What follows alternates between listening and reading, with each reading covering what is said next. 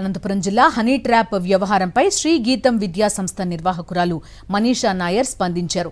రంగమ్మకి తమకు ఎలాంటి సంబంధం లేదన్నారు.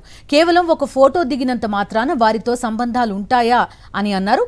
ఆడపిల్లల మీద ఎలా నిందలు వేస్తారని అడిగారు. తాము రిపోర్టర్ లక్ష్మీనారాయణ ఇంటికి దాడి చేయడానికి వెళ్లలేదని, తమ గురించి ఎందుకిలా రాశారని ప్రశ్నించడానికి మాత్రమే వెళ్లామన్నారు. ప్రెస్ క్లబ్కి వెళ్తే అడ్డుకున్నారని తెలిపారు. రెండో వాయిస్ మీరు వినుంటే, మా బాధను కూడా మీరు వినుంటే, మా దగ్గర ఉన్న కూడా మీరు వినుంటే, ఈ 2 రోజుల నుంచి ఒక అమ్మాయి పట్టించుకుందని 5 ఏళ్లుగా 30 ఏళ్ళండి, నాకు 30 ఏళ్లుగా నేను కాపాడుకొని వచ్చినటువంటి నా మర్యాదని 2 నిమిషాల రోడ్డుకి ఈడ్చేశారండి మొత్తం. ఇప్పుడు నేను మీకు ఇంకా టైం ఉంది అని అంటే మీకు ఇప్పుడు 2 రికార్డింగ్లే వినిపిస్తాను. అలాంటి రికార్డింగ్లు 100 ఉన్నాయి. నేను ఆయనను బతిమలాడుకేండేటివి ఇలాంటివి చెయ్యొద్దని అన్నా, మీకు దయచేసి ముక్కుతున్నా, మేము రెప్యుటేషన్ తో ఉండేవాళ్ళమని ఎన్నిసార్లు ఆయన బ్రతిమలాడినామో మీరు చూడండి.